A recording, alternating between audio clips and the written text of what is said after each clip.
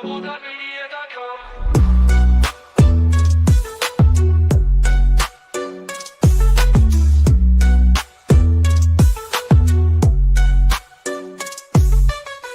step forward is a new beat to your drum. Achieve success with Global.Media.com. Let's celebrate it with or without champagne or rum. We made it. Yay! Joni's here as well. That cheers me up. Welcome, Joni. So I'm going to share the link for you to join the studio. You want to come and share with us today. Welcome, everyone. Of course, if you're here like Joni, please say hello. Of course, we made it, Christina. A day late. A day. Now, that's a record for me, right? A whole day, 24 hours late. Wow. The cancer yesterday. I was crossing the country literally from left to right, coast to coast. And that takes time, Christina. It takes 9 hours. You know, but somewhere down the journey, I realized I was never going to get back. I had a show before yours, for Let's Show, a couple of hours before yours. And I worked out to call her and say, I can't make it. By the time I got back on the road, I realized I was going to be late. After talking to you, I realized I was going to be even more late. I got home an hour, 9:30 I got home. What's that? 5:30 Eastern. So literally I was super late. So welcome, Sam. I see you. Sharon, how are you doing? Sharon's got a new newsletter. I saw it today. Yes, I saw the invite. Everyone's doing newsletters. Yes, I'm doing the newsletter gospel. Yeah, well, let me say this, my friends. Don't be a hater, right? Christina's newsletter I have to sign up for because it's Christina. And it looks bad if I don't sign up and actually read it. I can actually read hers. You see, no, but other newsletters, my friends, don't be a hater. I just don't sign up. So I get too many. I can't read any of them. So I'd rather have the few I can read. I'm just being honest, right? If you see me not on your newsletter subscription thing, don't be a hater. I just say this is any. You know, if you do a newsletter and you really want me to read it, send it to my DM. Send me a link to the DM. Like Lisa does. I will go and read it. I will go and read and comment. You know, I just don't open emails because I get 300 emails a day. I'm in trouble, so I can't cope. But that's the thing. That's the thing with newsletter. We'll touch on it. You know, it's not for every reader, right? It's for a specific reader. Well, I think you have to work so hard to get the content right. So that's engaging. Otherwise, the people just no one's going to read it. And once someone gets 2 or 3 newsletters, they decide by then whether they're going to read the next one and the next 100 effectively. And so whatever you write, they're still not going to read it. If they decide I'm not going to read this anymore, then they probably put it in spam anyway. But like you say, we'll come to that in good time. Hafiz, welcome. Hello to you too, my friend. Mr. Calm, my savior for today. See, when I sent out the links for the event, my friends, and my phone rang. I'm like, Calm, why are you calling me now? Why are you calling me? I haven't invented 2 minutes. It goes, the link you sent out was wrong. I'm like, I tested it and it was wrong. It was a link for yesterday. Thank you, Calm. You saved my day. But now our friends are here. Thanks to you, correcting my huge mistake. Tracy, how are you? You had a show today, Tracy. Has it been or is it coming? I'm not sure. You didn't share the link in your posts. I commented on the post, but I couldn't find the link to join. Now, if it's been, please send me the link for a replay. I happily watch a replay. I like your guests. I like the conversations. That's the voice of business. That's Tracy for you, right? Welcome, Tracy. Glad you're here. Jackie, superstar Jackie Raymond's here as well. Yeah, this is a person who she trims the fat off your content. Yeah. She's a legend. Content diet, okay. Cool. Well, she gives you a good, healthy content diet. Call it that. I take that, Christina. So most people waffle. When they write, they waffle. They try and use big words. They try and, have fluff in there somewhere, right? It makes them sound intelligent. Jackie strips all that out and says, guess what you're trying to say. Say it simply. Say it in the right way. That way people actually respond. So I love what Jackie does. She does. Of course, she edits books as well. Yes. Annie's echoing. No, I got my TV on. That's that. I'll turn that down in a second, Mr. Khan. iCloud on YouTube. Sateria. No, no, Claudia. Sorry, my eyesight is as bad as it really is. Claudia, welcome. You look like hand from Stray Kids. Hopefully that's an American thing. Is it a good thing? What's Stray Kids, Christina? Do you know? I think I'm too old for it. I don't know. I might be a generation or two. Yeah. There is no shame in saying we're too old. Literally, we're too old for most things, Christina. Music, style, celebrities. I don't know who they are in the house. Most of them. So Latifat, how are you doing? Welcome, Doctor Dentist. I call you Doctor Dentist and Doctor Fortune, obviously. My amazing author friends. She got a couple of books out. If you haven't read them, do connect with her. Yes, Jackie, it's been a while. It's been many months. I've got Book to Business on Friday, so hopefully you join us there. We'd love to hear your thoughts and your experiences. I love Sab. YouTube people have such creative names. Any name on YouTube is any. Strange that. No, welcome all of you. Welcome. There's many more people. Let me stop talking. Christina, please tell us now. Introduce yourself. Remind our friends who you are, like they've forgotten already. Okay. Well, first of all, happy Tuesday. We made it. So I'm Christina. Some of you might know me already. Some of you might not. I'm a LinkedIn user, just like you here. My journey on LinkedIn started with a simple thing. I wanted to build something on my own, and as I started, I realized that there was something I was really into, and it was becoming my core message, which was authenticity, expressing all of myself in as many ways as possible. And I realized that my micro niche was personal branding through storytelling. And my micro niche was actually creating a very strong link between a personal brand and a business that you want to build out of something that you love, your passion. So that's how my journey began, and that's what I do now. That's what I coach people on building businesses they love, they can sustain themselves, and really attaching their own personal, brand of uniqueness on it. So that's who I am and what I do, and that brings to why collaborating with Annie on these side hustle to business episodes here. We started our conversations around escaping the 9 to 5. People that are tired of giving all of their energy and their creativity to a job as much as they might love it, because in the end what's happening is that they become the job, right? So there is very little room left to build something that really represents them, and the hope of creating something that sustains you over the years really dissipates, goes away. So that actually was me for a long time. I knew I wanted to build. I've been in the commerce industry for 15, 16 years, I want to say. And I started first time a business, then I went to work and I, climbed the corporate ladder, right? And then as I was doing that, I was better off when I was working for myself. So I always had my job and my side business, right? So finally, 3 years ago, I said, okay, I'm going to get a little bit more serious, and I'm going to build something else, something new.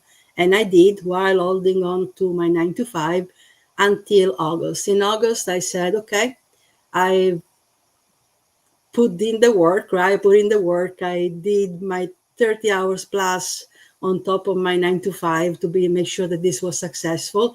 I'm now going to go all in, and I'm officially running away from the 9 to 5 and so focus solely on something that of my own. And so I did. And Annie and I are sharing our experiences, our stories here, what it took for us to be successful and make it, and what successful really means, because it's really individual. It's really success. There is a generic concept of success, but success is very personal.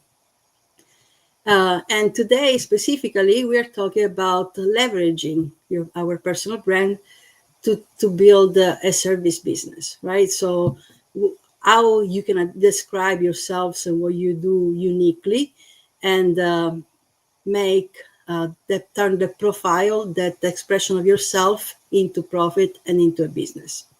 So that's pretty much what we're going to be talking about here today. Uh, Danny, do you want to add something before we start, or should we just go? I'd say just go. Say I could add many things. It's meant to be a couple more people to welcome.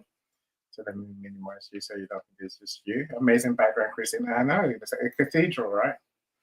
Christina's, she's very humble. She's a genius, really, helping people to start their businesses.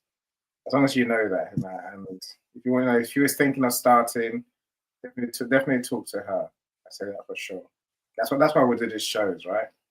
I guess this show is part of, I guess, my renewed focus on helping people to transform their lives. Yeah, that's what all my shows are meant to be. But I think we're heading towards years of doing these live streams, and now, I think we've talked enough, Christina. People have heard enough. It's time to implement, right? It's time to now for people to take action, jump in, do. Because unless we make that change, we'll take a step in the right direction to do what we actually want to do. Nothing's going to change, right? And I think our mission is to tell the truth about what starting a business looks like, feels like, is like, and how to navigate that process. It is just one of many of a series of events that I plan to do. I have a workshop on the 12th of January. So kickstart your year by going from chaos to profit. From talking to actually doing, to actually realizing your dreams. That's with Dr. Paula Washington. So I'm excited by these topics. Of course I am. There's much. Then I say, of course, here's the truth, Christina.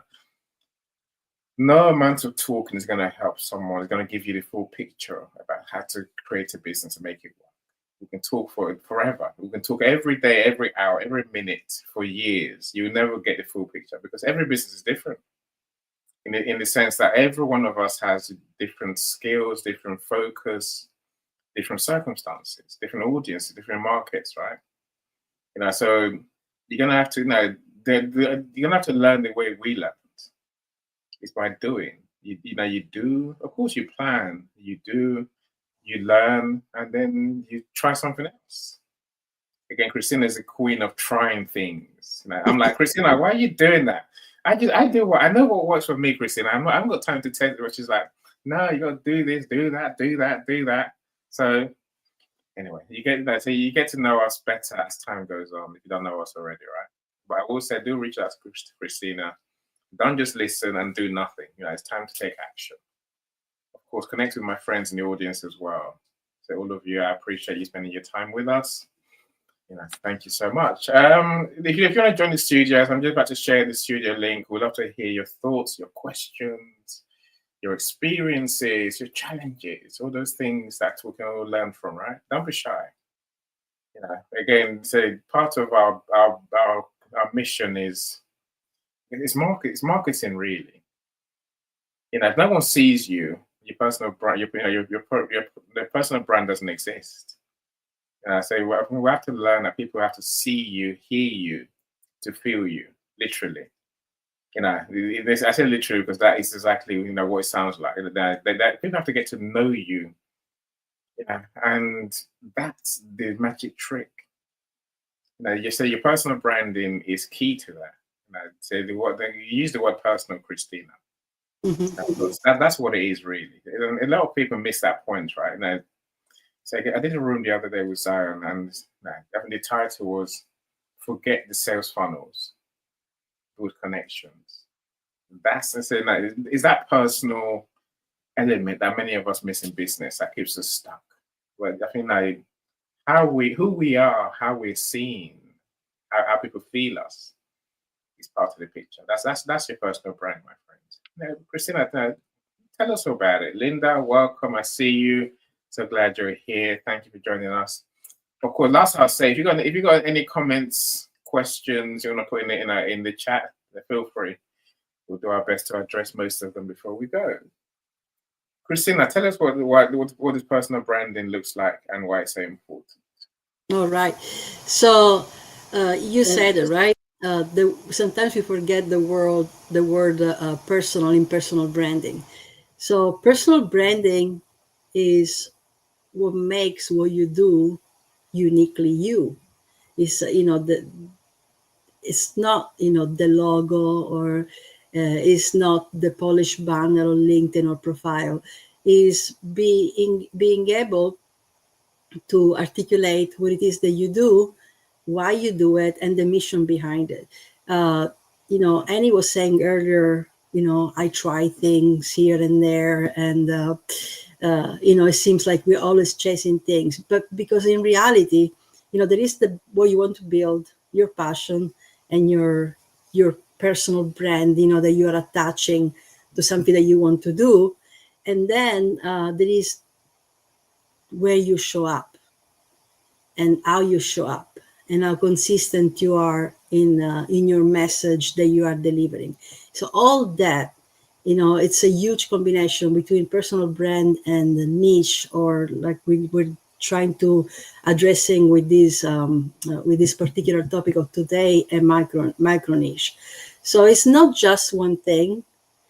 It's not just that I want to have a business that does marketing, or I want to have a business that produces, e-commerce websites, or AI websites, or I'll make I'll build your personal brand for you. It's not just that.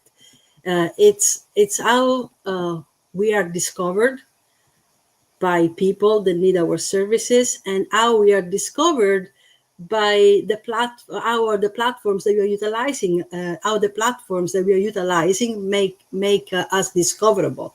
So you not always determine the way somebody will find you. That's why you have to try to utilize everything that you do have at your disposal. The title of this conversation here today was Build a Service Business from Profile to Profit. And for us that are using LinkedIn, but this is applicable to other social media platforms, within their capabilities, it's very simple. We have to utilize our real estate. And we must not do so mechanically, but we must do so keeping in mind what it is that we want, the message that we want to deliver.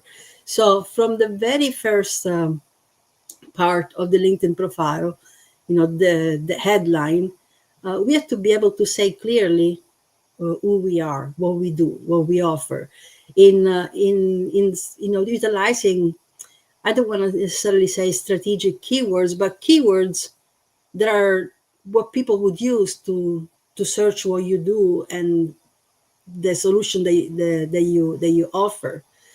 So I was sharing with Annie that when I started, my headline, I wanted to be something that was that stood out, that meant something to me. So I had something really simple that said "Builder of Dreams," but that's not really a way that somebody's gonna look for me, right? Nobody gonna say, "Oh, find me somebody that builds my dream."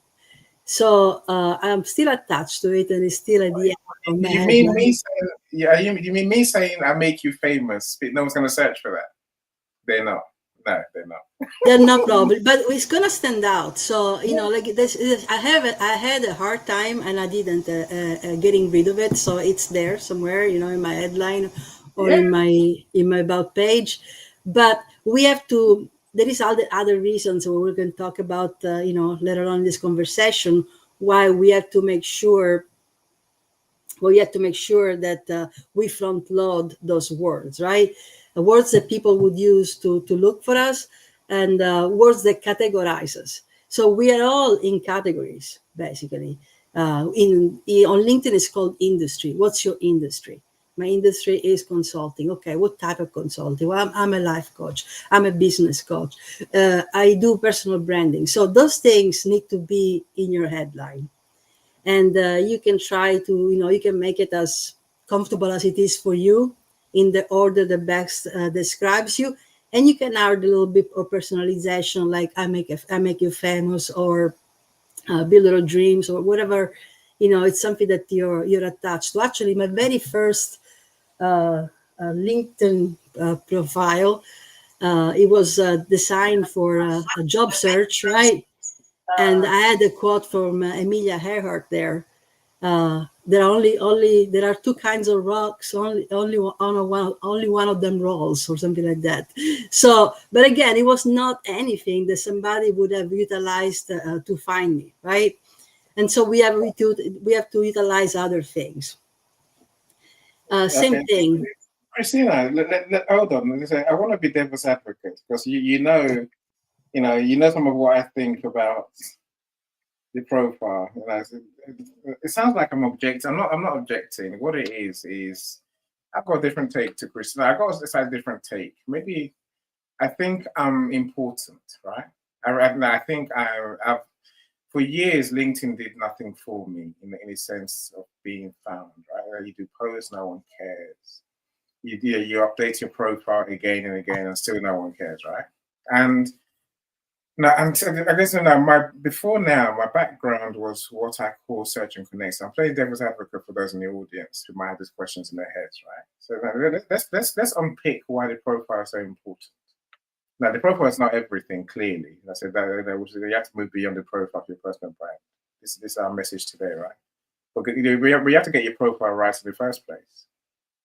Otherwise, I think, as you told me earlier, you reduce the chance of the algorithms choosing you when someone's looking for you.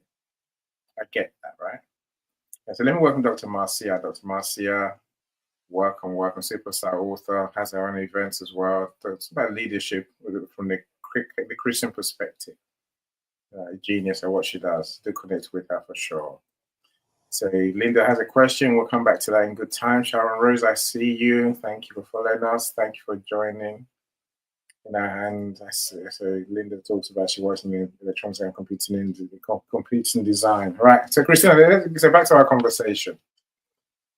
You see, I think I'm so important that my profile I don't care about my profile. I never have done. Never. People change their picture every day, every week. I'm like, what the hell for? People change the headline regular. Why is it important to optimize your profile? So, that's not always been important. For the long time, it was perfectly fine for it to be something static. It's not that you have to change every 5 minutes, right? But, we change, so we update it. But what it's doing now is signals LinkedIn that there is activity, right? Now, it's not the headline, it's not the only part of your profile that will signal LinkedIn that there is activity. Doing LinkedIn events every day or every other day, like you do, definitely tells LinkedIn that you are an active member. So there is other ways, but it's good. It's good habit, I think. Every now and then, again and again, to look at your headline and say, does it still represent what I'm doing? Yeah. And I shape my headline over and over based on my clients, how they find me, what they tell me I'm doing for them. Because a lot of what I'm doing now is not what I was doing a few years ago. And it's something that I realize I should be doing based on what my clients told me. You don't know how much you help me doing this. And I said, oh, I did that. And I didn't realize, I was underestimating a core part of what I was doing that was important to clients. And now is actually a huge part of it. So there is the about, right? The about is not, this is my whole career and my life and everything that I did. It's not necessarily a bio, is what solutions do you offer, right? Well, what is your industry? What are the things that you do for other people. And that's there. You don't have to change that every 5 minutes, but it's good to review and make sure that everything is aligned. It's all about alignment. So now that, and it's also good to remember what is that you have on your profile, because every time you do a post, if you are somebody that is a business coach and a personal branding expert, and all your posting is your holiday recipes and your gardening tips, or just motivational quotes, what's happening now is that there is less chance of LinkedIn showing that to your industry, because it sees misalignment. So you actually not doing things that are in your category or in the industry that you chose. So there is that. That's what LinkedIn is doing, is reading your activity, right? And there's also reading, who are you following, who are you commenting on, all those kind of things, and based on that, it determines your feed and how you are interacting with the feed. Okay, I like this post. I didn't like this post. I asked them to take him off my feed because I don't want to see this political content or things like that. So all that's the relationship between your activity and LinkedIn, right? But then there is something that I find far more important, which goes beyond any change that LinkedIn might or might not do, which is something that you're very good at, the relationship with your audience. So we build those relationships when we go live, when we send DMs that are not necessarily I'm selling you something. It's just following up on a conversation that you had, or your live that you attended, things like that, or creating content that actually helps people, like a newsletter that might have some good advice and some links to some resources that people may use. So so that's your content, what shapes how you show up, your consistency, what you're delivering to others. All that is PR. All Yeah, that is how you get known. it is. And It yes, really, it really is. You see, I guess maybe what people don't know is that every time you make a change to your profile, LinkedIn will announce it to the world. That they'll tell your network. I say, every time I do an event, many of you will find our events through the notifications, because LinkedIn is like, and it's gone live. So when you change your headline, LinkedIn will notify your network. Christina's changed your headlines. Facebook does the same thing, by the way. It's something very similar, right? I'm saying, yes, it's those changes that help you to get seen. And ultimately, branding, I think what about branding? What all we mean is, what are you known for? What are you known as? What are you known to do? And so when you do a service business, it's different to doing a products business, right? Sorry, I'm distracted by Sharon Rose's comment. Ever seen Trash Talk by Gary Vee? Yes, I've seen it. And there's a man who likes to offend. That's his brand. He likes to offend people, be controversial. I'm saying, you can build a brand that does that, but look, Gary Vee has spent a lifetime doing what he does consistently. I'm saying that's branding, right? That's why we'll talk about him now in terms of trash talking and controversial topics. The question for all of you here is, what are you known for? It's not enough to know. I'm looking at Dr. Lisa, who's here as well. Welcome, Lisa. So, we'll have our show tonight. Do join us. Your metamorphoses. We're talking about holiday meal planning, right? Right. Not just so you have to change your setting for LinkedIn to notify your network for profile changes. No, LinkedIn will notify people. That's Christina said. If you have a newsletter, when you do a newsletter, people get notified. Those who subscribers especially get notified, right? And other people on LinkedIn get notified too, especially those in your network. Those who ring your bell get notified. If no one sees you ever, you have no personal brand. Sorry, I'm being harsh. But that's the truth. If no one ever sees or hears of you, LinkedIn never says anyone anything about what you're doing, who you are, then no one knows anything about you, right? Again, I say going back to the Gary Vee thing, I think personal branding is about who you are deep down, what you do consistently, what you do your way. See, my beef with profile is that, going back to our argument, our conversation, Christina, is that I was the one on the other side. So I've been doing LinkedIn marketing since I started my business. I learned this is the biggest trick I've got in business, right? So I'm the one who searches for everyone.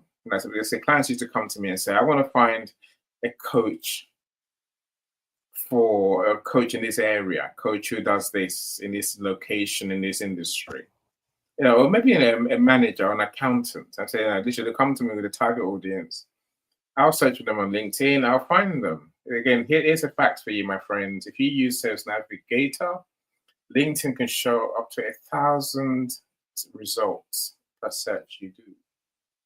If I try to find a coach, LinkedIn will show me 1,000 coaches. The question we're asking today is, are you part of that 1,000? If you're a coach, are you on that list or aren't you? Where are you on that list?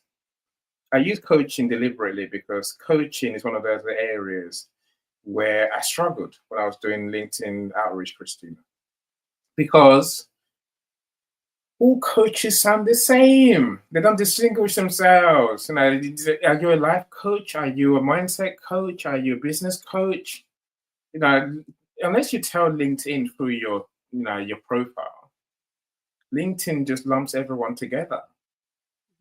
So the hardest people that I found to sell was coaching and accountants, another generic sector, because they don't differentiate themselves. I'm an accountant. I'm like, so how are you different to the other accountant? They're like, I'm not. I do numbers. They do numbers. I'm like, well, you have to be different. Go on, Christine, before you forget. You brought out a very good point. So you're describing a search tool that you use, and you're absolutely correct. It says coaching and consulting, I think. That's it. It's generic. That's the category that you have to put yourself into when you select the profile. Then your job is to specify that on your headline. So earlier I was talking about, so we know the core message, our mission, how our business is different, and we have to describe it in as many places as possible. It could be in the headline, it could be in the about, it could be when we do the newsletter in one-liner that we have there all the time, where we go on the live and what we put underneath our title, for example. I have Let's Build Your Business, right? So there is it's all these places where you can share your message. It could be a post. It could be anything that you're doing, your activity, a comment. So all those places is where you express what's personal, right? What's different.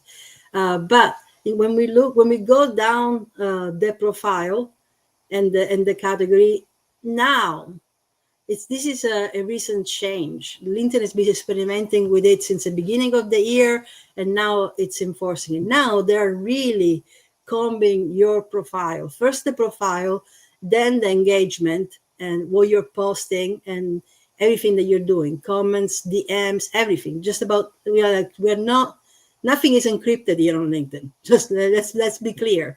They're watching, right? Or their AI is watching. So it's very important not to leave that real estate unutilized. For example, your skills.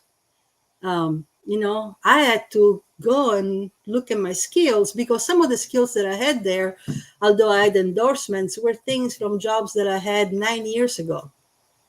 Right. So now you can prioritize them. You can put them, in order of priority. You can literally move them, right? Move them up. What's the most important one?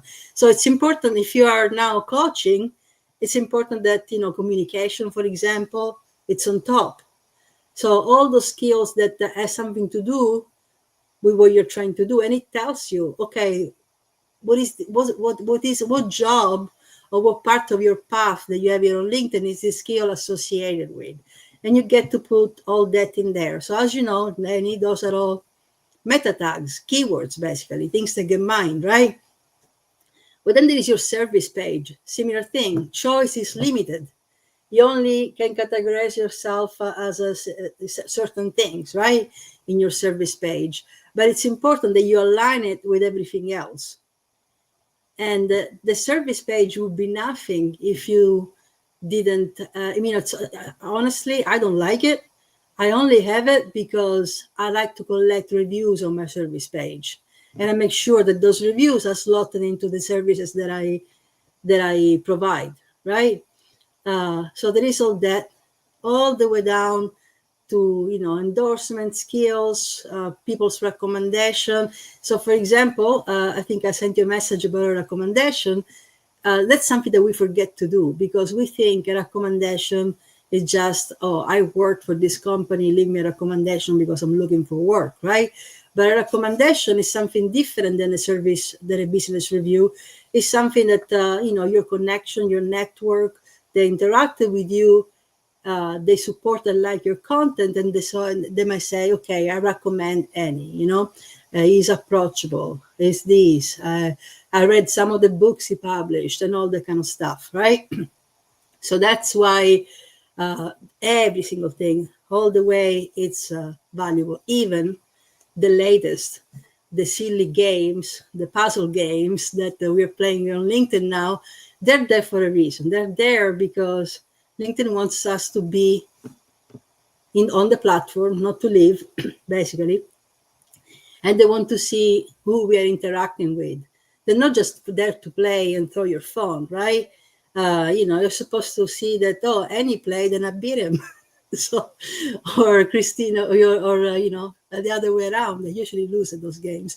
But it's a way to communicate and engage. So they want us to engage, whether it's through games, whether it's through liking posts. They want us to communicate. They want to socialize on the platform, and they want us to socialize with people that are in either that we support and help with our business or in our category, peers, etc., etc. Now, the live events, right? The live events and the newsletters, they are two different things completely, but they have a very similar purpose. Through the live event, and he's always teaching. He's always providing super valuable content, but also is connecting people, is elevating people, right? And is getting known. People know that who's Annie. I know Annie. He's approachable, he's funny. Those are some of the comments that I heard about you, that you're funny. So those kind of things. So it's not. They say many things about Annie. It's fine. I can live with it, right? Some say it's fine. No, Some but fun is good. Fun is good. So those are those are some of the things, right? But again, when people attend those events, right? Now they're there in your attendance list. You can connect with them later. You can engage with them later. You can have you can see that somebody left a comment and you can respond to them later, right? Same thing with a newsletter. A newsletter, you have a very specific topic. People might like it, or have different issues or engage with it, but people are signing up. So there is a difference. LinkedIn promotes the newsletter, especially at the beginning, to your network. You have the choice to sign up for the newsletter or don't sign up for the newsletter. When the newsletter has been around for a while and new people are joining it, that's an opportunity to say hello. And also, what I do with my newsletter, I look at the people that are there and I see, well, they clicked to read it and follow it. So at a minimum, they are engaged on LinkedIn. It's not like somebody that opened a LinkedIn profile and doesn't use it. So you can see if they're active and if there was an interest of some sort in your area of expertise. They're not all clients, doesn't mean bombard these people with DMs about buy my product. It means start paying attention to what they're saying, what they're commenting on, if you can support them, if you can learn from them, because, the best interactions I had on LinkedIn is because I learned from them. Yeah, I agree. Look, the days of bombarding people with DMs, Dr. Yvonne, we're going to come to you right next, right? The days of bombarding people with, on LinkedIn is gone. So, but in 2021, so up to then, I was sending 300 connection requests per client a week. 300 connection requests every week. Times that by 4, we're at 1,200 connection requests, right? And here's the reality, my friends. If you bombard people, oh, hi, I've connected with you, buy my stuff. There's so many, that's so wrong on so many levels. is wrong on every level I can think of, right? I mean, the first, I'm a psychologist, I'm a marketer, right? The first thing that's wrong with that is simply that you're saying to them, you have a problem, there's something wrong with you. And don't never start a sales process like that. You have to empower your potential clients. Don't tell them you're wrong, your website's crap, so I can help you. Your profile's terrible, I can help. No, don't start with that. So no, see, when I used to do the, connect, and then after 1200, I send a DM saying, here's what we do to everyone who connects, right? Maybe a third, maybe half will connect with us every month, Christina. And if we get 5 phone calls, I'll be quite happy. That's on a good day. I'm saying that's a good clients, right? If you're in construction, if you're in the trades, I used to get about 40, 50 appointments booked for every single builder I worked with. I love builders, by the way, because LinkedIn is there for them. You just don't know it, right? But when it comes to service industry people, if you get 4 or 5 good leads, good phone calls for your clients, they might close 2 or 3. But now they have these contact details for more people every month, right? Think 120 connection requests, you get 3 phone calls. Do the maths, my friends. You are burning up 99.5% of the people you connect with. They'll never talk to you ever again. They will never engage with you ever again. It's not worth doing it. That's why I do events now. I'm like, rather than me connecting my clients, my friends through one-to-one connection requests, I say, here's a group of people. Look at the audience. They're all here. You engage them. Go and connect with them. They've seen you. They've heard you, right? Let's see whether you can actually engage them to be interested in what you do. Let me stop talking. Dr. Yvonne, my beloved Dr. Yvonne, I love my friends.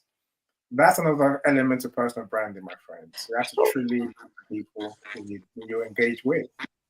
If you don't love your potential clients, you don't love your friends. You pay the Hello. price.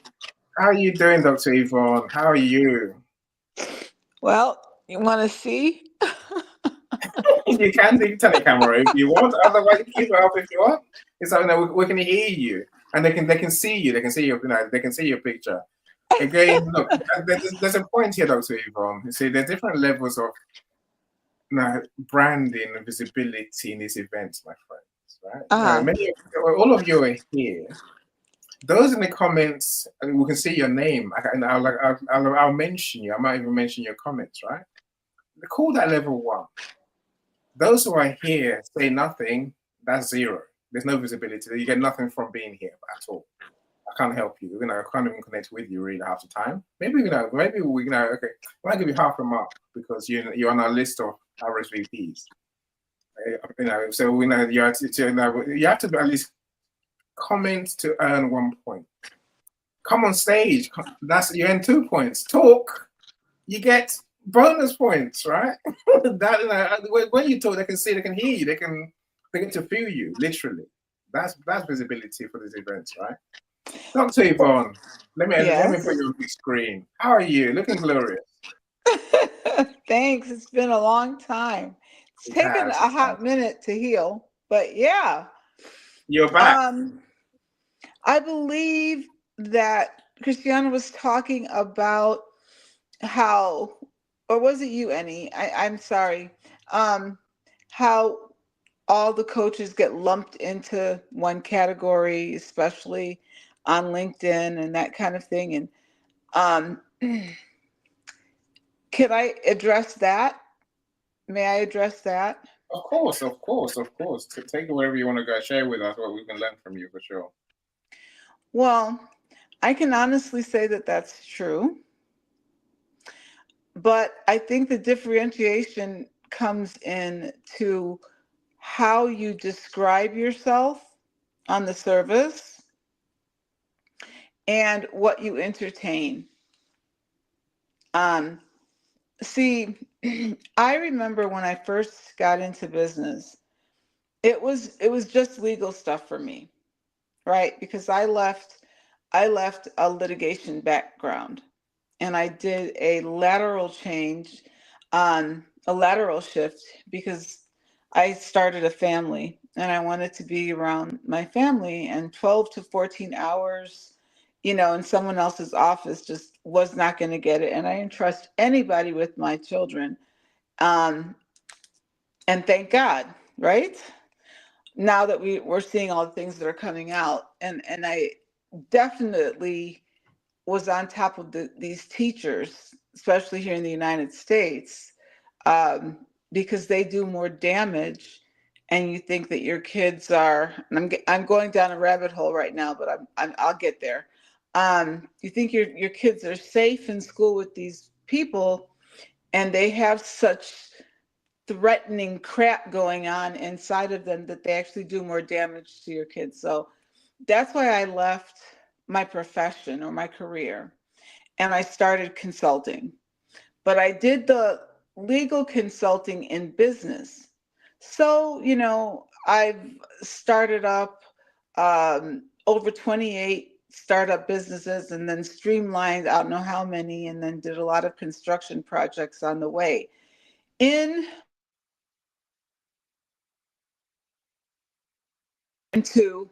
being a consultant, it was basically all business. So if someone contacted me about anything other than business, it was, no, I'm sorry, that's not in my wheelhouse. I was very plain and very open with that. So irregardless of where LinkedIn or anybody else put me, I knew that I was pointed in one area. Now, it got more complicated as time grew on. Guides us where we're supposed to be or where we're needed. In that, things started to morph. When you are evolving, like your life, everything starts changing. And evolution means hopefully growth, right? So with that came the change in my title.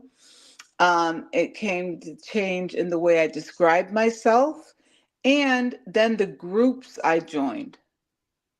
Because now it just wasn't about legal business consultation, or it was about life. And I had experienced a life changing, altering situation that took me a total of 15 years to get out of. And that's why the universe pushed me into where I'm at now. And that is coaching and consulting, but it's more on the spectrum of life and holistic changes in your life. So I think you have to align yourself with the right groups. You have to really define what it is you do. Because I remember my first mentor, he said to me, he says, well, if you had to tell me in one sentence what you do, what would you say? And do you know, I couldn't do that? I couldn't define what I did in one sentence, or even two sentences, because I did everything from getting your legal paperwork together to your build out of your space to negotiating your lease and your contractual agreements. I did everything to going to the banks, making sure with you that you opened the right accounts, that you were good with the IRS, because here in America, if you are off, forget it. You know, I made sure all those things were right. But then, because I have a master's in human resources development and the training of adult learners, I would write their HR manuals and stuff like that. I couldn't define the one thing I really did. I was just doing everything. So I just put business down there. But now the definition to me is clear. I am a life coach, a luxury life coach. But it encompasses every part of your existence. So if you're not going to be holistic when you come to me, in other words, we're going to look at what you're putting in your body. We're going to look at how you're moving your body. We're going to look at your professional life. We're going to look at your spiritual being, because you can't, to me anyway, success comes when you're balanced. And you're not going to be totally balanced because you're human, but you're going to give it a valiant effort. And if I was your coach, we would be dealing with your whole situation holistically. But it took me years to get there. And I aligned myself with what I really wanted to do, not what sounded right, but what I really wanted to do. So I think that has a lot to do with it. You have to define yourself. And then, based on the definition of who you want to be or who you are or what services you bring, everything else will come to you in its time. That's how I saw it. And that's how I see it now.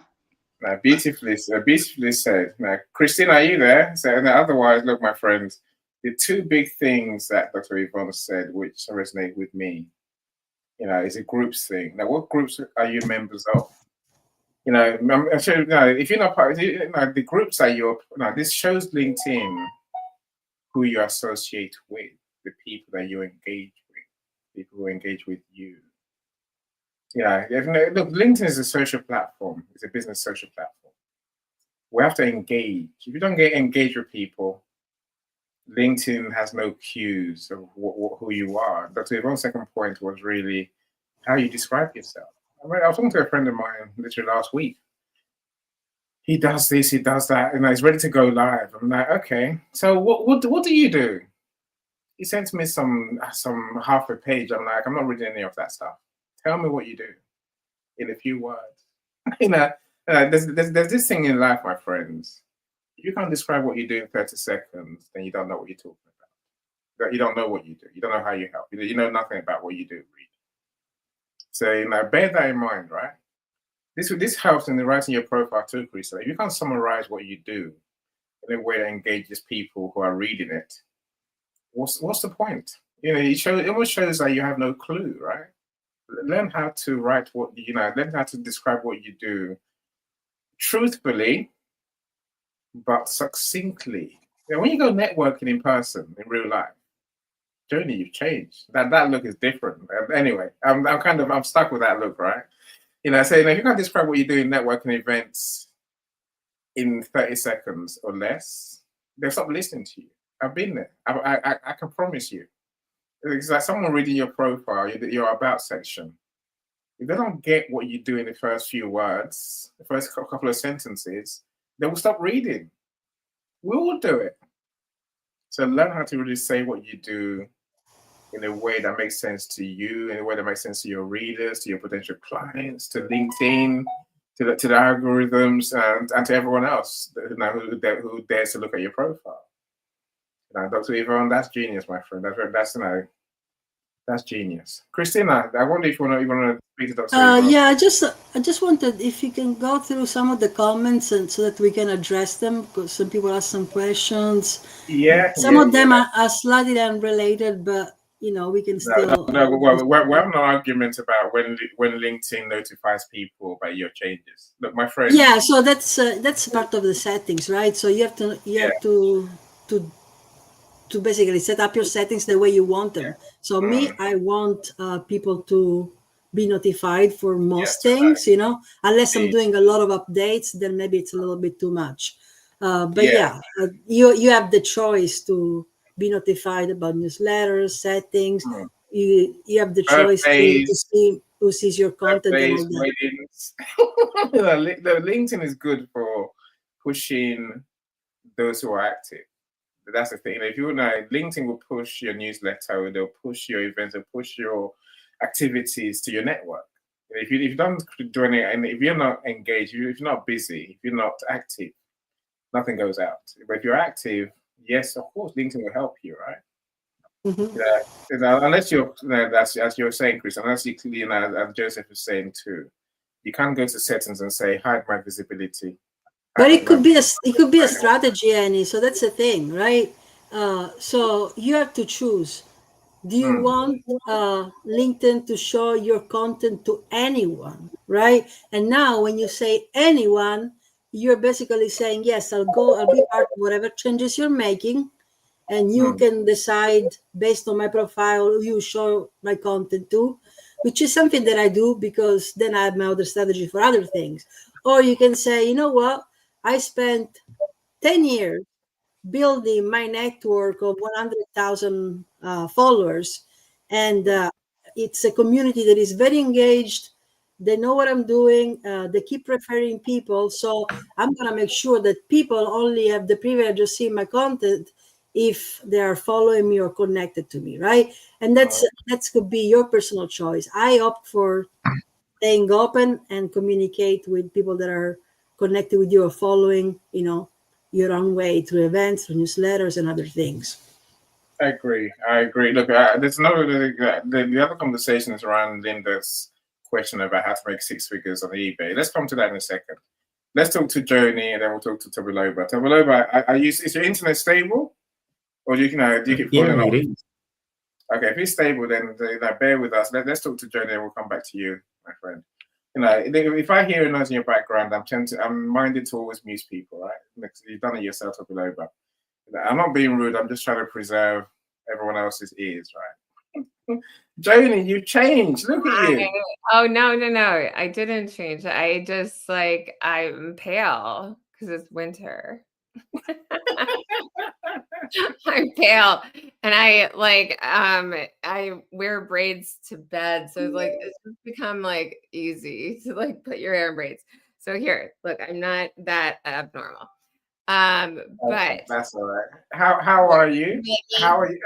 How are you? Are you recovered?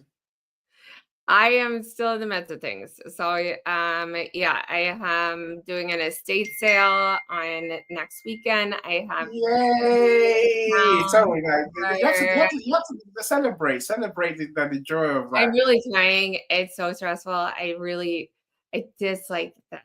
I And dislike then this. celebrate the good things in life. Otherwise, God doesn't give you more of it, Joni. No, no, Celebrate. no. I am celebrating that I am in a position that I can sell a home, make some money, and invest it wisely. I either building a new home, which I have, kind of my mindset on, though actually I'm looking into franchises right now. So who Thank knows? God you have a buyer. I'll say it for you if you're going to say it yourself. Thank God you have a I buyer. have a good buyer who's getting a wonderful home, but you sell your home, every knick knack and little cranny is like, oh, I remember that. And it's Well, no, sad. you're gonna build a new home that you're gonna love the same way. You're gonna build, you're gonna find your new crannies in there, right? You're gonna find your new, Yeah, your well, new if I thing. move it just for business sake to a smaller townhome, it yes, I'll make it feel like mine, but it's not exactly like I don't own it, but it doesn't matter. Okay. I'm not Well, I'm this not I'm works. not complaining at all. I'm not complaining. Thank Good. goodness. No, thank God, you got this far. Thank goodness. And I'm happy for you. I really am. Until I Anyway, get that check, we don't know. But it excellent. looks like it should be coming. Yeah. So anyways, Share with us on branding. Share with us on personal branding. I mean, you run a company well, yourself. You're a I star on think LinkedIn. personal branding, well, which I've always said. So for me, is so different than some of you guys out there. I love humor. I love it. So it's part of my personal branding. I love empathy. Like I'm really just interested in all different types of people, and that's genuine. And so that's I'm part of it. And then I love, I love love. I love sex. I love all that. So I'm okay talking about that and the changes that go with your body during that time. So I am those sex, love, sex, humor, empathy. Like that's kind of my three things that I know that are really good for people that are free. And but I have fortunately been a part of a kind of a, I don't know, a mountain of different work type things. I've had a lot of education. I've had a lot of experience in home design, design in general, working with a lot of different type of people in the trades and blah, blah, blah.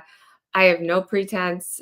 There's not a pretense in my finger, you know, from sitting on the stoop in Philly to coming here to Chicago, getting a nicer home, being left by a dick guy. And so, don't care. I care if you're a good human, and I care about what's inside if we're going to do a project together. And that is really what I think a lot of the coaches are looking for too, because I'm not a coach, but I've met so many, and they want to connect with you. And I think a coach is better than a therapist. I really do, like 100%. But you want to find the right match for you. And so that's a really important thing. And also, it doesn't happen overnight. Life does not happen overnight. Sometimes bad things happen overnight. And sorry. But yes. Well done for holding yourself back. Well done for keeping it down. No, and this is when normally Joni goes on Joni, but she can't. No, I'm gonna keep it down. You did well. You did well. So yeah, I mean, there is such a wonderful community through LinkedIn. I mean, oh gosh, who can help you? And there's a lot of people on LinkedIn who just need help. They just don't want to feel lonely. There's always someone to talk to. And like, that makes so much sense to me. And so I have no feelings, but just joy that they're able to like log on and figure like out how to not be so lonely. And that's a really good thing. And I'm proud. I am proud to be part of this community because I also was lonely one time. I was lonely. And I remember, not remember, but I should remember. Leah Garcia and I were talking probably a few weeks ago, and we just were talking about like the early days of LinkedIn and how easy it was to just pop on and have that satiated feeling like you're not alone, like it's COVID, but like people out there are just, they are going to support you. And I think LinkedIn did a very big disservice to their platform by doing this. And it's really changed a lot of all of our lives. But I'm still here. I'm here. Woo! Anyone need like any fun little things? I'm here. I'm real. I live outside Chicago. And, you know, if anyone needs a buddy, I am here. And so that's, I think, what we all need, just to know that, you know, there's so many people around the world. You're not alone. Even if you just have a couple, you're not alone. And that's it. Peace in the Middle East. What's going up? My full face. My full face gets up. Joni, stop it. Stop it. I'm doing something, so that's why I wasn't talking to you exactly. No, again, many good points, Joni, that we can learn from. You know, so Joni is Joni, and I think we all need to be ourselves, right? You know, you hear me talk to Joni different to how I talk to other people on stage, because that's what Joni likes, to interact, not just talk, right? Number one. And she's one of the closest I know to Gary Vee that was mentioned earlier. Someone who does their own thing. You know, she would talk, you know, she's Joni all the time, Monday to Friday to Sunday. She's still Joni, right? I know what I'm going to get. And she'll give you exactly what, you know, she does what Joni does. She's real. So that's important because, you know, who you are is your personal brand. Don't miss that point. We could argue about whether it helps to be a nice person. Of course it does. If you're not a nice person, people will know. they can feel, they can see, they can sense it, right? Who you are really matters. Again, Joni mentions her personal brand really is about finding freedom for herself and for other people that she knows, right? That's what she does with the humor, with the empathy, with the love. And it's Yeah. not so much, it doesn't do trash talk, she I just don't try drops. to like be like, oh, do you like it up the butt? No, I don't talk about that. She didn't just say that. She did. That's Joni for you, right? No, I don't do that. That's But I humor. do think, like, personal intimacy is so a wonderful gift. And if you have a great partner, good. It's really weird how life changes after 40 and 50 and 60. And so that's we have a lot of great people to kind of be there for us in this group about that.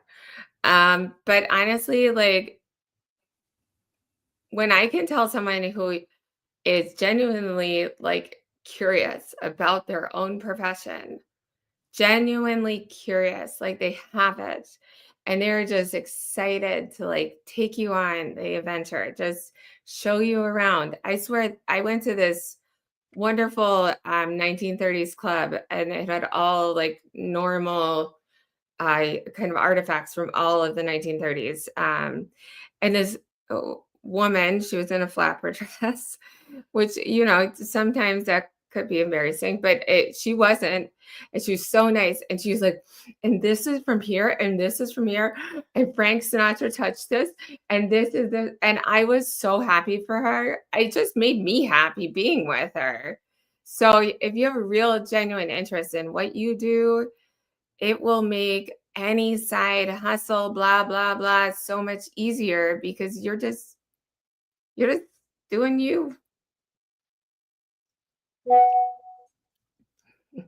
Your brand is not gonna lie. Who you are is not gonna lie. That's your brand. We have to live who we are. People would know otherwise. Christina, Yes. feel free.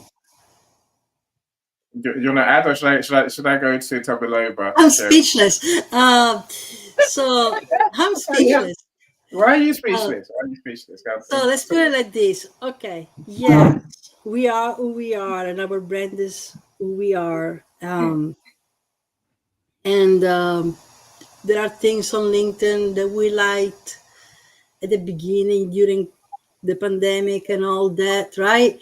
But the thing is, things change, platforms do their due diligence and determine what works for them, right? And like you say, Annie, we are mere users. So we might have to adapt to some of these changes, right? And one thing that if we're doing business here on LinkedIn, we're going to have to adapt to is relevancy. So we got to stay on topic. Your content has to be relevant.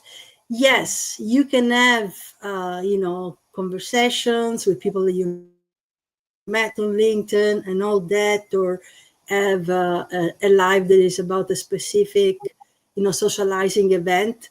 But as much as possible, we have to try to, if we're doing a newsletter about, how to start a business on eBay, right?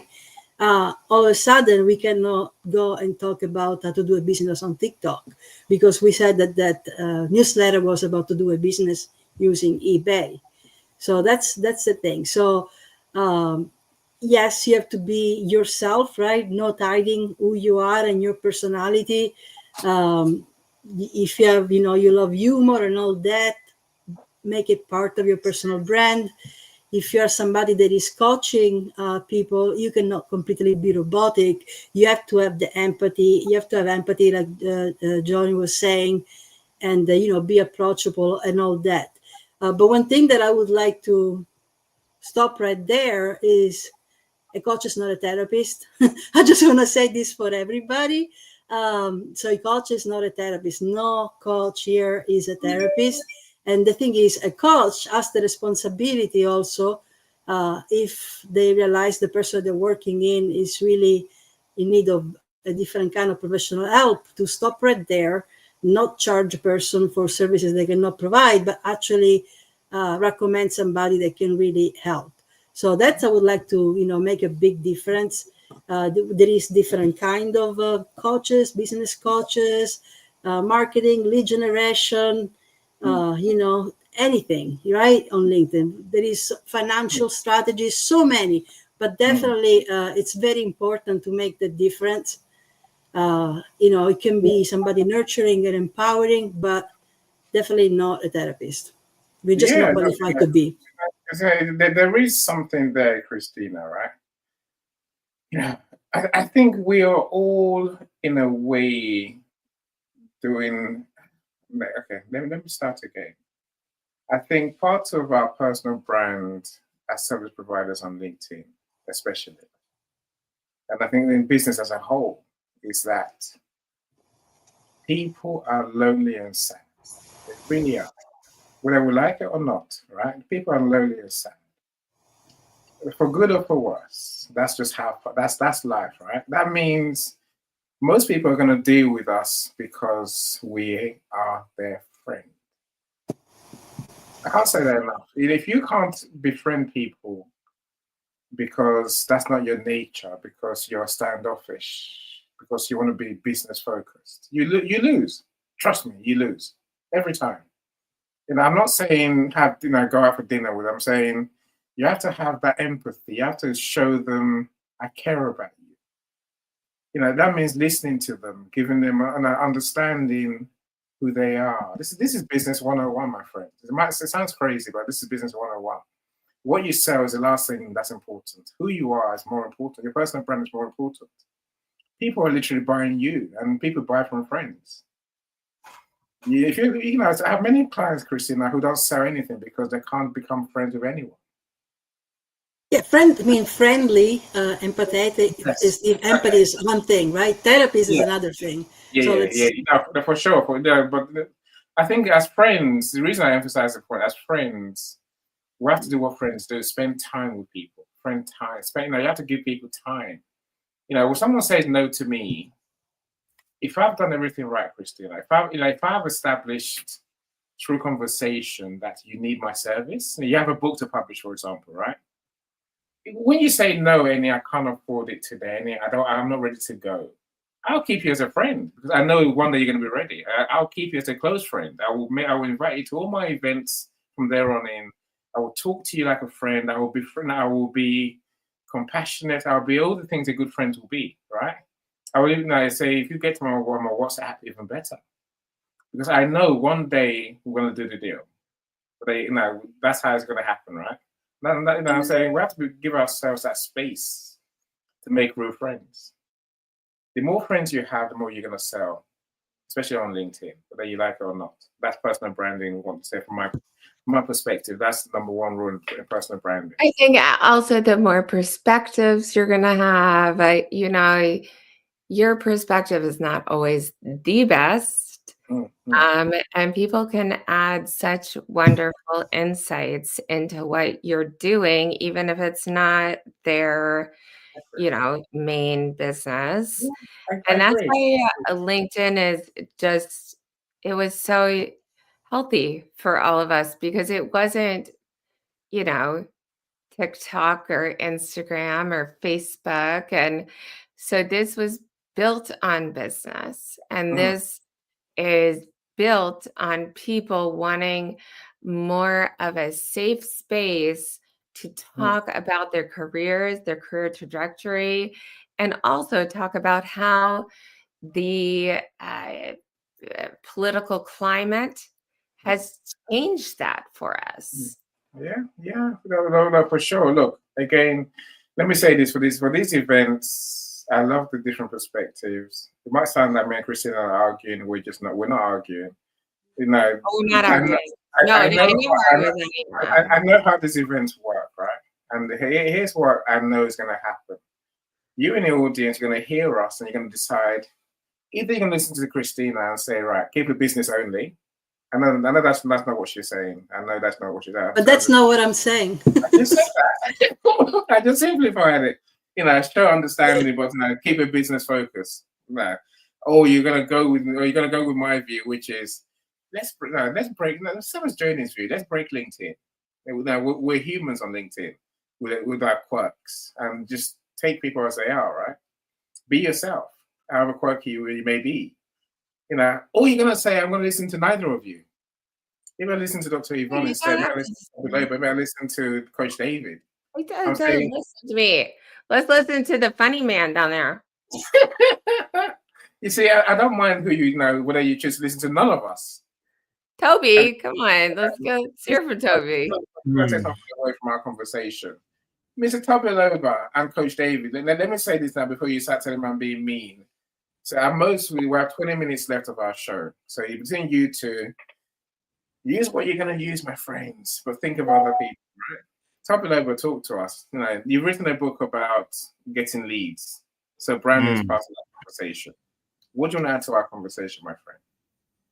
All right. It has been a very wonderful conversation so far. And I've picked one or two because whenever we join a room like this, it's not about what we have to share. It's about what we have to learn most of the time. And we need to understand that for a fact.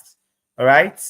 One thing I understand is that a lot of people think that they need a business before they build a brand. But in today's world, the opposite is actually that truth, because your brand births your business. Because just like what you said the other time, people buy identity long before they buy products. When you step into personal branding, you are not just posting content. You are declaring a clear message. This is who I am. This is what I saw. And this is why I matter. Right? And that message, when you crafted it intentionally, it does three powerful things. Do you understand? Which is to attract the right people without forcing you to chase them. Right? Visibility, real visibility creates opportunity. Right? Visibility creates opportunity, but clarity that you give to people creates demand. It creates demand. And number two is that it transforms your skill into an economy. A strong brand could actually turn a side hustle into a system where your expertise is not just seen, but valued and paid for. And the third thing that a personal brand should do for you is that it should position you as the trusted guide, not just another service provider. Because we are in a noisy world, in this a very noisy world that we are now, trust is the new currency. And a well-defined brand builds that trust before a single conversation happens. So the mistake many people actually make is thinking branding is about looking good, which is totally a wrong approach to branding. Branding is about being understood. And once people understand you, they can believe you. And once they believe you, they can buy from you. And if you are here or you're listening to us, you are here with one side or two, let me just tell you that what you are calling a side hustle is often a God-given solution, waiting to be structured, named, and amplified.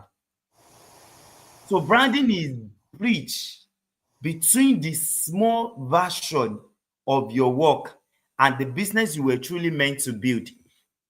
So as we just look into this conversation, here is the question that I want you to just hold in your spirit. What identity must I step into so that my business can finally step out? Because when your identity aligns, your brand aligns as well. And when your brand aligns, the world has no choice but to take you seriously. They've got no other choice but to take you so seriously. Toby, do you align your self-individuality, like your individuality, different than other, Black Nigerians trying to make it? Do you think you do that? Curious. I just want to know how you do it. No judgment. Like, if I am different, is that what your question is? Yes, I want to know how you I'm different, differentiate yourself. definitely. I'm very, very different from everybody. I can't be like everybody, and I'm not everybody, because the solution that I bring to the table is different. What people do, what I many mean, other that people could be a do, bumper sticker. I'm not everybody. I am not. You I know, am. no, but no, I'm not trying to make fun of you. I think it's sweet. So one thing I really I want to cite an example just rightly before you end that you ask that question, is that I've seen so many, I've worked with many brands, and I'm still working with people even currently. And I feel like there is a problem in trying to communicate your message and trying to tell the people this is what you bring to the table. Because you can tell the world that you are Tobiloba Fumini. Yes, that does not add any value to the world. But what problem do you identify? I identify a problem that many people lose the growth. They are unable to grow because there are some leads, from lead generation to lead nurturing to conversion, and to loyal and to turning your customer into loyal person that eventually bring another customer to you. So you must understand that if you are coming to the marketplace, if you are coming to give solution to people, if you are coming to solve a problem, you must be able to understand that you cannot solve everybody's problem. I do say something that That's even if true. you are selling long life and prosperity, everybody will not be your customer. So the message you put out there, how you communicate the message, is what we call the personal branding that we refer to at the end of the day, though. This is what Tobiloba stands for. This is what Dr. Evan stands for. This is what Annie stands for. And until you're able to communicate this message in a very clear way, you will continue to confuse people that come to your page. And that's what you need to put at the back of your mind when it's come to personal branding. I'll just yield the mic. Christina, go for it. Oh, Thanks. look, thank Hello. you, Fabiola. This is was beautiful. Just want to say that. I really loved everything that you said that. And one thing that really, Sorry. can you guys hear me? Yeah, I can hear you. Okay. Sorry, I forgot The my one stuff. thing that Great.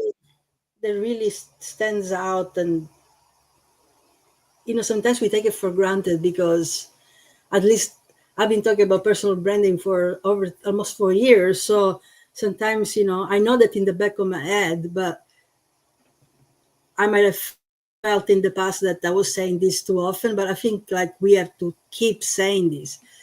You know, whether you like it or not, you have a personal brand.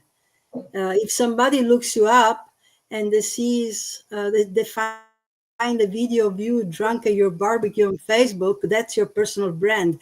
Even if you say it says that you are a financial advisor, if that's all they find, they associate you with that. That's it. There is no other way around it.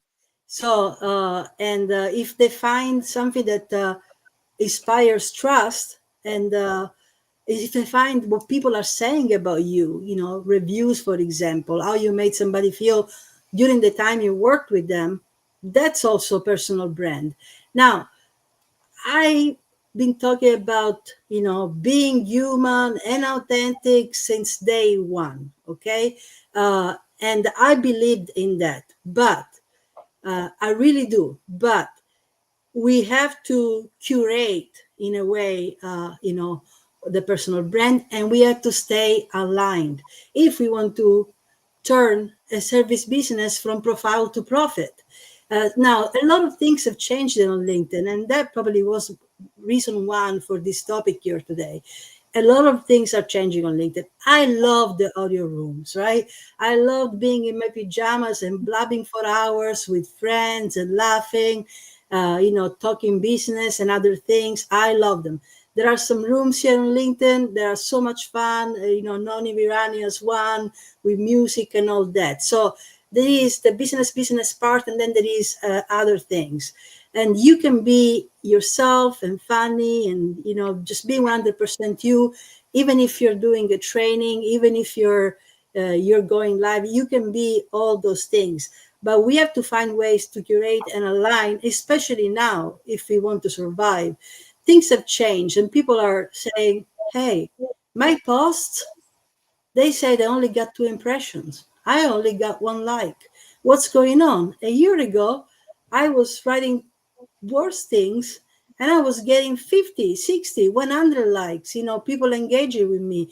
Am I doing something wrong? And then naturally, I've heard for lots of, you know, from clients and people that ask me questions, oh, it's because LinkedIn is doing the pay to play things and they don't care about my content. They're giving priority to the people that are paying for boosts. Part of it is true. What's true is that also now you can pay for, you know, to boost your ads and all that, like Google has been doing for ages, like Facebook has been doing for ages, Pinterest and all of them, right? But what they're doing, unfortunately, their system of ranking is becoming much more like TikTok and Instagram. For you, your feed is customized for you. So so with the content that you're going to be seeing, some of it is going to be the one that you click the bell on because you're following your connections, but a lot of it is going to see things that LinkedIn associates you with because of the way you engage with others, because of the pages you follow, the people you follow, what you said, who you were commenting in, who you were DMing. There are a lot of great creators here. I'll say his name, Americo.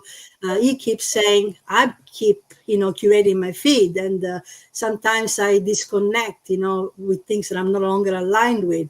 I do the same.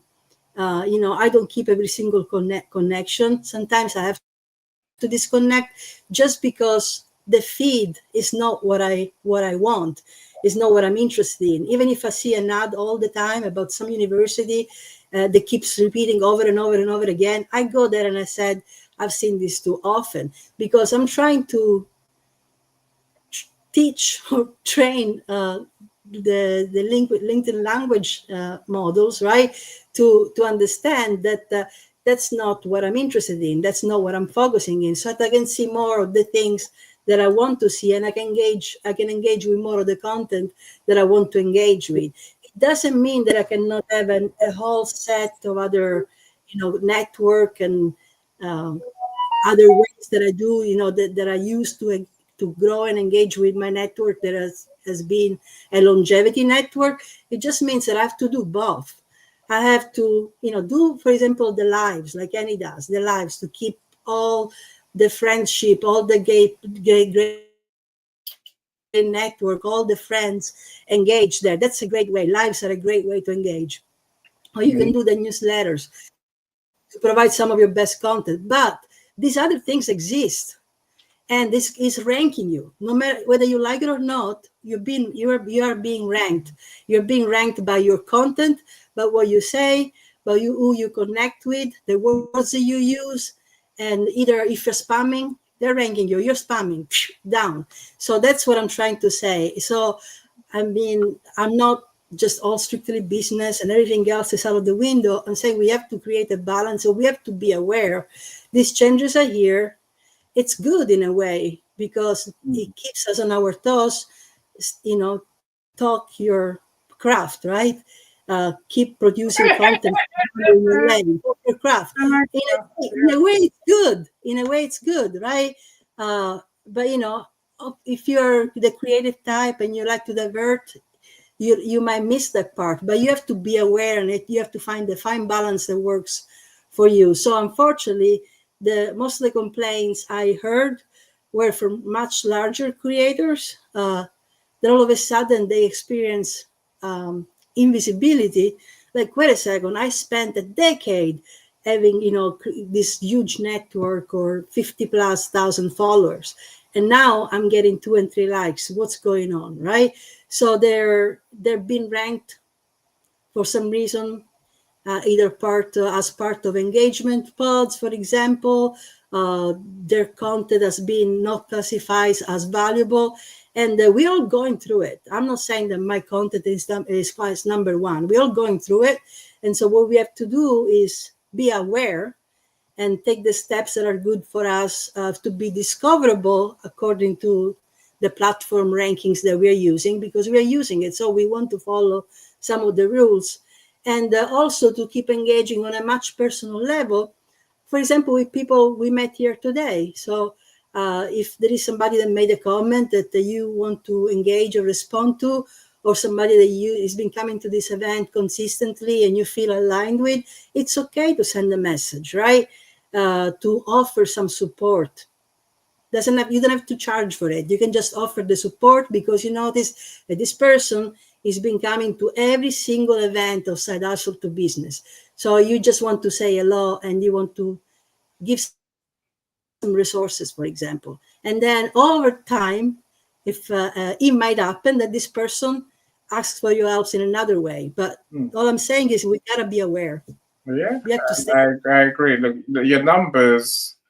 I've said it, Christina. Don't your numbers, your likes, your comments, your engagement, the way you see it on your posts, is vanity metrics. Never. Don't pay attention to that. No, you might want to know what more content type of content to do more of. Even then, I say just your content should reflect who you are in your business. If no one likes it, so what?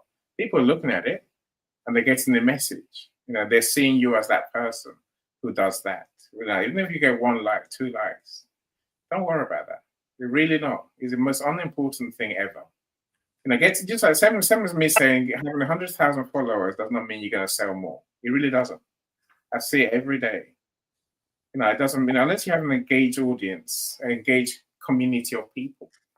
That's what branding really is about. Build that community of people, right? That's what really counts. Everything else is immaterial. Before we go, no, we're not going yet. I'm going to give Trace and Dr. Coach David a chance to talk. So, Dr. Yvonne, Latifat say, Dr. Yvonne, your story is relatable. Have a similar journey to you. I know the young lady. I know she's nice, but she definitely had a challenging journey with the litigation background. I'll come to that in a second. Joseph says, you left us with a key insight. Define what you do in a sentence. You're very motivating, Dr. Yvonne. So I just wanted you to know that before we go. Cheryl Rose. Yes, maybe someone can't articulate what they do. But if you can't articulate what you do, how will people get it? They can't. They won't get it. It's hard to explain. It sounds harsh, but if you really can't articulate what you do, you're in trouble. You're in trouble, big trouble, really. Because unless your potential customers know you can help them, that's what the level was saying. Where are you going? Nowhere. No one's going to come to you when they don't know how you can help, right? So you have to find a way to communicate what you do. Maybe communicate is the word, not articulate. I want to go to Coach David because he has to go. Coach David has to go. So let's talk to him quickly. I have no answer for you, Alex. So Carrie, how do you buy ALX 2049 coins? I have no idea what that even is. So no one else here does either. So let's leave that alone. Coach David, talk to us briefly, please. Interesting conversation, and I hope my internet cooperates all the way.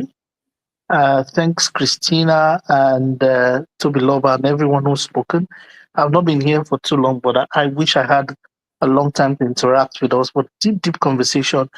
And 2 things I'd just like to say. Number one, one of the original or most modern meanings of branding is the psychological space that a product or a person occupies in the mind of the person that will buy it.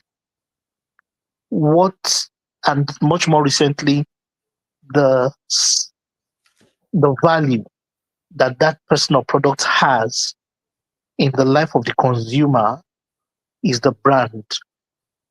The size of that brand is if I were to withdraw that product or that person from the life and the mind of the person who is buying it or consuming it, what gap of emptiness would they feel? This would give us a picture of what that personal brand is. Now, the other thing that started happening, Christina was on that point, is that some subtle things are beginning to happen to us in the online space. And I just want to shed light on it. The gap between real life and personal online profiles is beginning to narrow. And that's a design of the creators of social media. They originally wanted to know where you live and who you are, with you talking about yourself. Gradually, you can use fake profiles and all of that, but for somewhere like LinkedIn, authenticity is becoming a must because people are now beginning. Some people don't even know you, they never met you before. All they have are your pictures and your images online.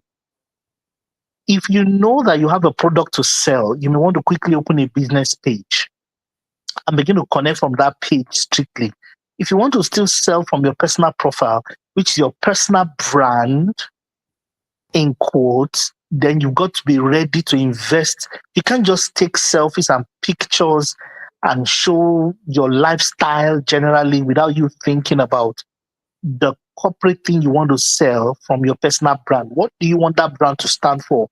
What space do you want that brand or that name to occupy in the mind of the person who is looking at the picture and the profile? Gradually, the measures are happening so that HR professionals and recruiters and those that want to do business with you go search for you online first. So you cannot say you are a corporate investor and then you're on a bathroom slippers or there's a picture of you running around with he-goat somewhere and you say, I'm enjoying Christmas in my village. The person can easily think you're a fluke. And that is beginning to say we probably are in the age of very sophisticated mobile phones and pictures that you can touch up yourself. And that also has led to deep fakes. And people can put videos and pictures of what is not real. In the middle of all of that, what is real and what is not real is also the fact that it's calling for much more deliberateness. And that change has happened to us.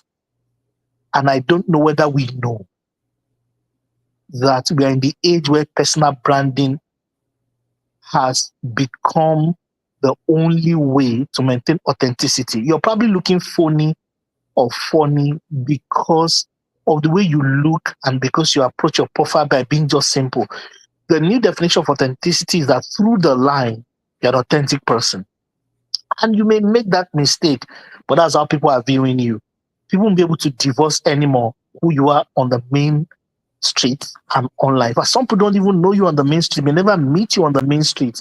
They'll first of all go online and then they begin to refer to how they would network and how they will give you business and how they will relate with you and give you opportunity only by what they see and the impression they form, which may not be the accurate thing, which may be funny, which may be fake. However, that is the new way many people will be viewed in the future. That's why we can't afford to be careless. You can't afford to say, I'll do all my personal branding myself. You've got to have friends, professionals who help you look at how you come across. The angle of your head and all those things, headshots, and all those things that you probably would not care about before. We are suddenly in a place, as Christina said on LinkedIn, where we have to pay attention to them. This is the interesting part. Many of us don't know yet that we are in that space where our personal brands is not something that can be left to randomness anymore. If you're going to be on social media, people are going to check you out very quickly. They go to LinkedIn, they go to Facebook, they go to Instagram. They want to dig behind the scenes to know who you are. If anything in all of those profiles seem different from the main story you're trying to push, they begin to dig deeper. But when it all checks out, you qualify at a level. Now, that may not be fair. That may not be accurate. Unfortunately, that's the new world we are in. So this personal branding game, social media is forcing us to take it seriously. Social media is evolving into something else where it's being used as the new billboard to measure us. We can't afford to leave it to happenstance. And it's a perception-driven world. It may not be the accurate perception, but you're going to suffer the perception. Are you the one we're looking for, or should we look forward? The second thing I'd like to say is that you will have to deliberately build it. You can't escape intentionality anymore. The beauty of that is you may not have done something too much and you can craft a story. However, there can be no gap between that brand and the delivery. If I have a feeling before I used your service and that feeling does not match after I use your service, you are a fraud and your brand will suffer. You told me you were this and that, and in reality, I ordered your product, or I consumed your product, and then it's on the negative side compared to what I consumed. So the brand promise and premise you gave me, the feeling of where I positioned you in my mind was out of the room by the time I consumed just a little bit of your product. That's the end of our conversation. And if you're not careful, I'll start an online campaign. That campaign can go viral quickly. One tweet ended the lady's career. One tweet. She tweeted before she left Joburg. When she got to London, about 6.5 or I think 7 hours later, she didn't have a job anymore. And she was a senior exec. One tweet can end your career. One quiet tweet. One drinking with the boys. One misconstrued statement. You may have to get people who are professionals, if you're serious with your career path, to look at your personal brand, because that is how people knock your door. That's the new way they will remember you. And there are many parameters: top of mind awareness, brand for me, product that I love, consideration set is a journey. How many people will think of you with love and passion? So you are the only one they are considering for that service. That's down the line. How many will become your loyalist? That's also down the line. How many will only be exclusive with your brand and then they begin to advocate for you? I mentioned 4 different characteristics, all arising from, and this is the beauty of the social media, and I'll stop here. You can go all the way from consideration sets, just to be aware that you exist, which is top of mind awareness, all the way down to exclusive loyalty in a few days or hours, which wasn't possible in yesteryears before the advent of social media and the internet. Today, you can close the communication, the consumer journey or consumer life cycle in consuming your brand, all the way from consideration sets to start craving loyalty in a few hours of excellent service delivery, if you know how to play your game. Now, that anybody understands personal branding or branding, that's a lot of big money in the bank compared to the days where you need to spend heavy budget on billboards and heavy budget to convert one person and take them all the way down the line. So the cost of moving a customer down through that consumer funnel and into becoming repeat purchasers and all of those things is now very shortened. That's a blessing. The cost is that it will not happen ordinarily. You will have to spend energy and money and time to ensure that you get that done. So is the hard way the only way? Welcome to the new world. Thanks, gentlemen and ladies. I wish I could stay longer, but I'm in Africa where the internet is funny and funny. You know, we're getting there. Don't let me say negative things. We're getting there. But thanks. I've been enjoying the conversation, and I yield the mic so I don't speak for too long. Thank you, Annie.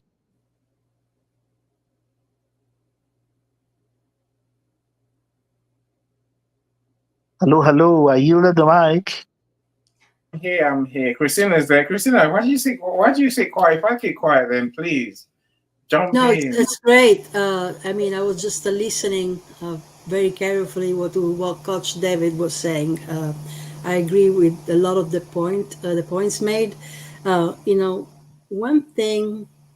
One advantage that as somebody that is starting out as a small business you have is that you have a clean slate. You can start fresh and you have some control on what your personal brand might look like, to specifically what you want it to look like. When somebody lands on your landing page or your profile, what do you want them to feel? What do you want them to see? What's the first thing that you want to tell them about yourself? So imagine having a conference room with people coming in to get to know you and your personal brand. So you're meeting these people face to face. So you'll shake their hands and you'll say a few things about yourself, and what your business does, and how can I help you? How can I support you? Right? So imagine your landing page doing the exact same thing about you. And again, your previous clients or somebody that you interact with, leaving you a review or making a comment on your post, on your profile, or your newsletter, that has more value than you can ever imagine, right? Because it's about the trust factor. So the personal brand now, it's about the trust factor. Your niche is what you do really well, the services that you offer, and why you're, what it is, how you can support them with all your skills and all that. So you put yourself in that category. And then the personal brand is the trust factor. And you can only build that by actually having conversations with people the old-fashioned way. Some things never change. So we talked about all these scary things, algorithm, how to optimize the profile. All that, it's important, right? But it's just as important as having those conversations. So you can have your profile perfect, everybody looking at it, but then people connect with you and you say, oh, I don't have time to talk to you. Well, so how are you going to be doing business? So you have to be willing to having those conversations, and you have to be willing to filter. So is this somebody that I can actually support? I can be beneficial to them, or no, this person has misunderstood, or maybe it's my fault that this person has misunderstood what my profile is and what I do. And I have to just have that courage to say, no, actually, this is what I do, right? And learn from that experience. But we can only do all these things with interactions.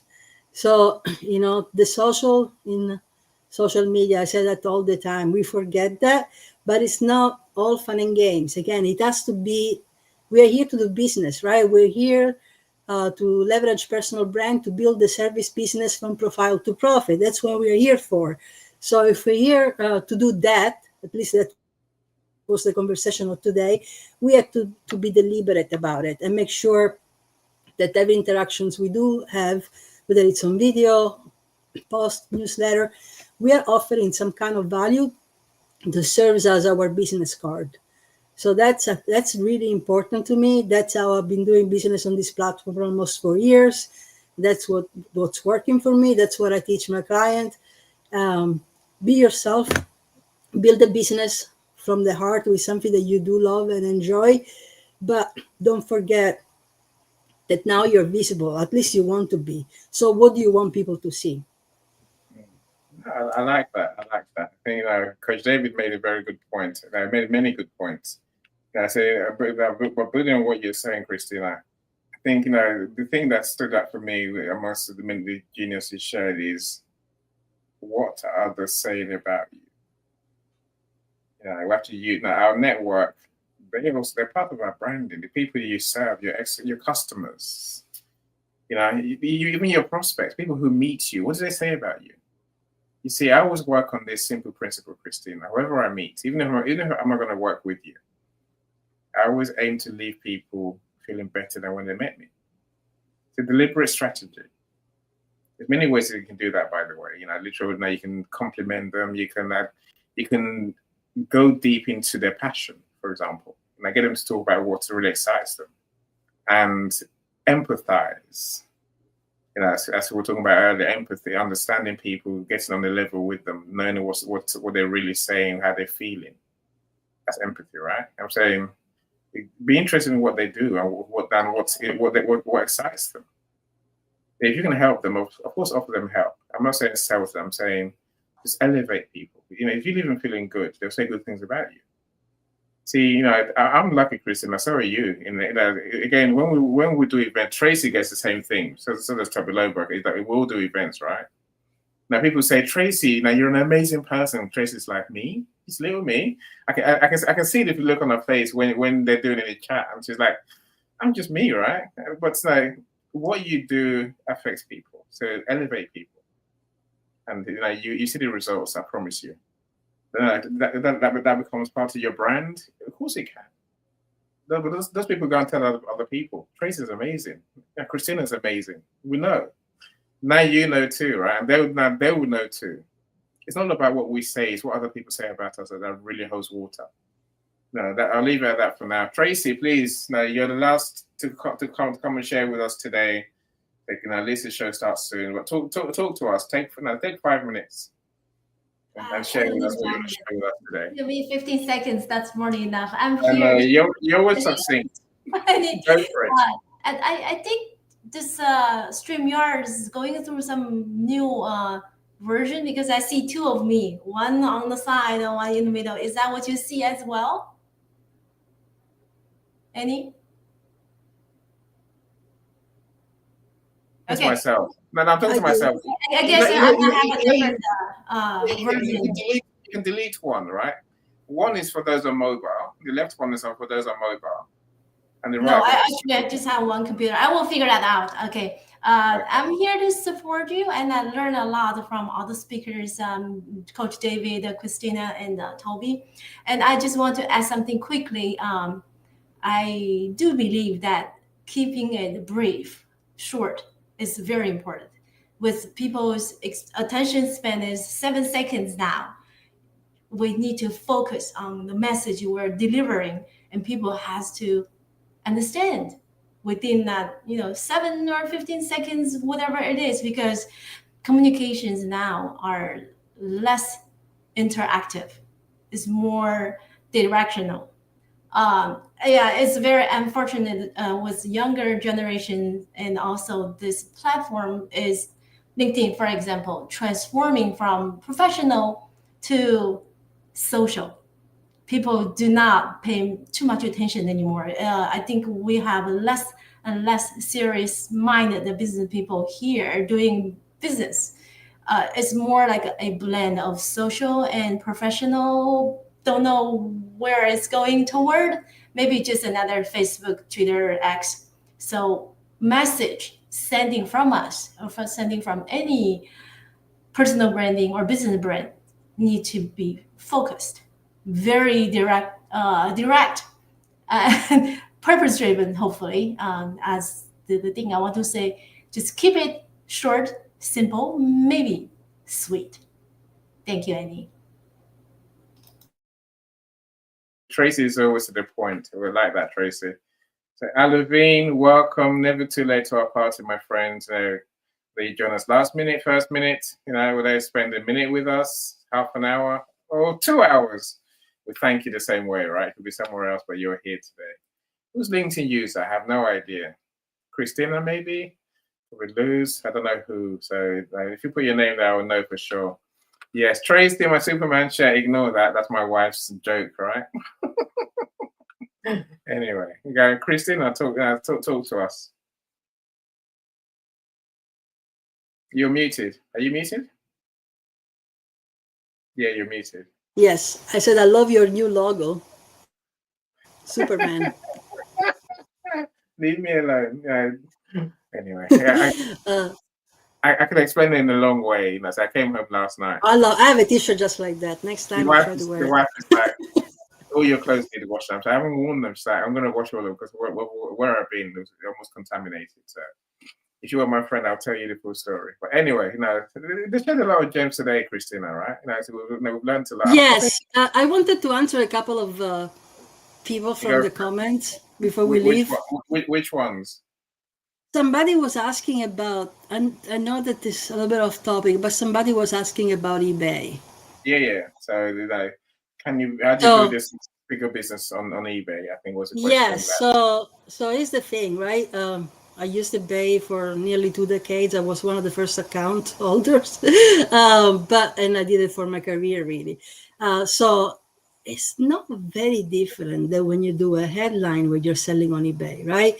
You have to be deliberate. If you're selling a product, you have to describe it with the words, the exact words that somebody will utilize it to find it and being discoverable. Now, millions of eyes on eBay when you're trying to sell a physical product.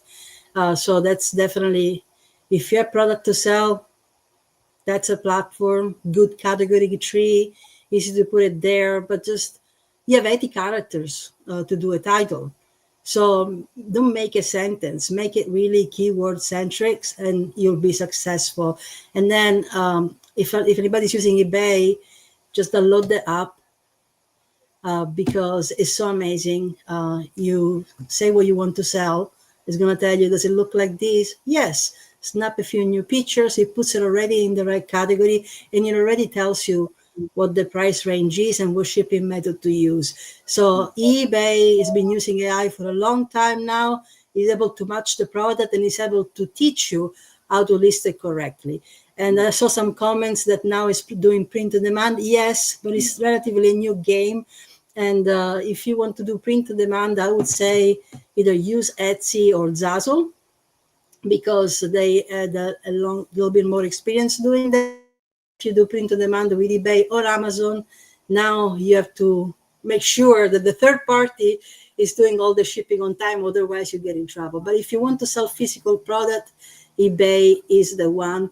I wanted to talk about it because we're talking about, the words you choose, the headline, how you present your business. We are product too.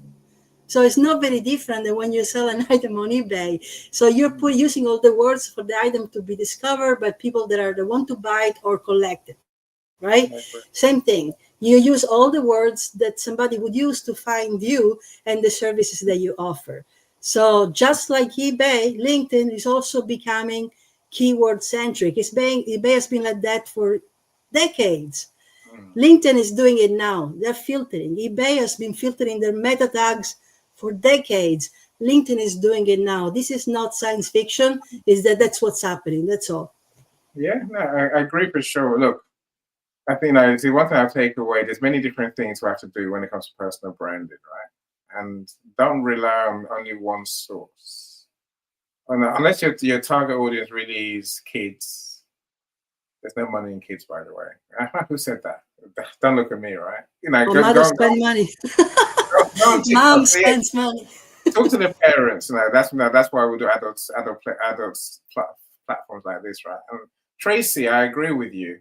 I think LinkedIn is getting better. I really do. I remember when I joined LinkedIn in 2015. God, it was boring.